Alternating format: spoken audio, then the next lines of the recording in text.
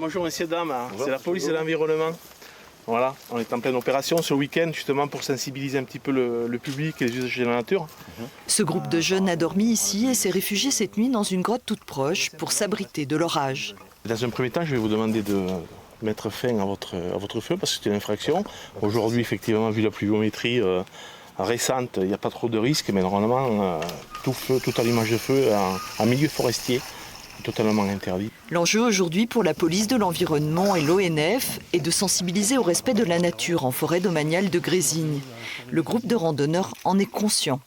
Ça fait des années qu'on est au courant que l'environnement est quelque chose de sensible et il y a encore des gens qui ont du mal à se faire à l'idée. Donc bon, pour le coup, nous, on respectait quand même correctement le truc, à part le feu qu'on ignorait, mais il y a des gens qui ne sont pas forcément soit bienveillants, soit au courant, essentiellement pas au courant, je pense.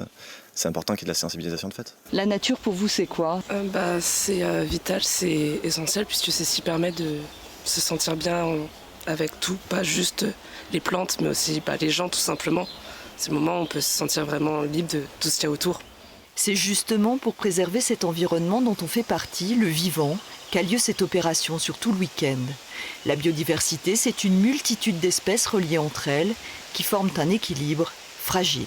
Sur cette zone plus particulièrement, on est sur des sites cavernicoles avec la présence de chiroptères, donc qui sont des chauves-souris. Il est relativement important de les protéger et d'éviter notamment en cette période de reproduction de rentrer dans les cavités, d'aller faire des bivouacs comme on a vu, à proximité des cavités. Le risque, c'est des dérangements successifs peuvent faire partir la colonie et elle peut aller ailleurs ou même disparaître carrément et on peut avoir de la perte de jeunes. Si le contrôle dégénère, vous n'hésitez pas et de faire un compte rendu au PC régulier toutes les 2 heures, qu'on sache un petit peu la fréquentation du site. Ils sont une vingtaine d'agents à sillonner les chemins des 3500 hectares de la plus grande forêt de chênes de France. Il va encore y avoir des mises bas, il y a des jeunes animaux qui sont pas trop farouches, qui peuvent être éventuellement approchés de très près par des personnes.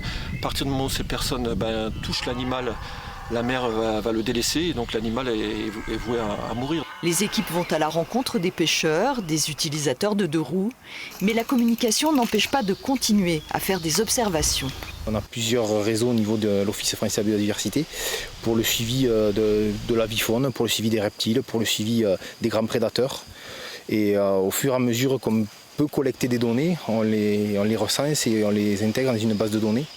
On le sait moins, mais ces spécialistes viennent ainsi en appui aux collectivités pour de grands projets d'aménagement du territoire.